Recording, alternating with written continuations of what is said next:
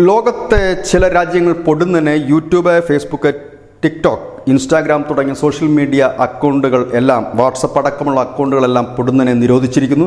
അതിൽ പ്രധാനമായിട്ടുള്ള ഒരു രാജ്യം തുർക്കിയാണ്. എന്തുകൊണ്ടാണ് പൊടുന്നനെ നിരോധിച്ചതെന്നുള്ള കാരണം തുർക്കി ഇതുവരെ വ്യക്തമാക്കിയിട്ടില്ല. ഒരുപക്ഷെ ഇസ്രായേൽ ഈ ഇറാൻ ആ യുദ്ധത്തിൻ്റെ പശ്ചാത്തലത്തിലാകാം ഒരുപക്ഷെ ഇത്തരത്തിലൊരു നിരോധനം പൊടുന്നനെ ഉണ്ടായത് എന്നാണ് പറയുന്നത്. ഏതായാലും ഒരാഴ്ചത്തേക്കാണ് തുർക്കി നിരോധനം പ്രഖ്യാപിച്ചിരിക്കുന്നത്. ഇത് തൊട്ടു പിന്നാലെ ബംഗ്ലാദേശും നിരോധനം പ്രഖ്യാപിച്ചിട്ടുണ്ട്. കാരണം നമുക്കറിയാം, 1971 പാകിസ്ഥാനെതിരെ പോരാടിയ ബംഗ്ലാദേശിലെ സ്വാതന്ത്ര്യ സമര സേനാനികളുടെ കുടുംബാംഗങ്ങൾക്ക് 30% ജോലി സംവരണം നടപ്പാക്കാനുള്ള ബിൽ കൊണ്ടുവന്നതിന് തൊട്ടു പിന്നാലെയാണ് ബംഗ്ലാദേശിൽ കലാപം തുടങ്ങിയത്. ഇടക്കാലത്ത് കലാപം ഒന്ന് ശമിച്ചിരുന്നെങ്കിലും വീണ്ടും ആ കലാപം ആളിക്കത്തിയിരിക്കുന്നു. 2 പേരുടെ മരണത്തിന് അത് ഇടയാക്കിയിരിക്കുന്നു. ഇതിന് തൊട്ടു പിന്നാലെയാണ് സോഷ്യൽ മീഡിയകൾ പൂർണ്ണമായിട്ട് യൂട്യൂബും ഫേസ്ബുക്കും വാട്സപ്പും അടക്കമുള്ള എല്ലാ സോഷ്യൽ മീഡിയയും പൂർണ്ണമായും നിരോധിച്ചുകൊണ്ട് ബംഗ്ലാദേശും ഇപ്പോൾ രംഗത്ത് വന്നിരിക്കുന്നത്. ചില വിദേശ രാജ്യങ്ങൾ സോഷ്യൽ മീഡിയ നിരോധിക്കാൻ ഒരുങ്ങുന്നു എന്ന വാർത്തകളുമുണ്ട്. കാരണം ഇപ്പോൾ ഈ ഇസ്രായേൽ ഇറാൻ സംഘർഷം രൂക്ഷമാകുന്ന ഒരു സാഹചര്യത്തിൽ സോഷ്യൽ മീഡിയ വഴിയുള്ള പ്രചരണങ്ങളിലേക്ക്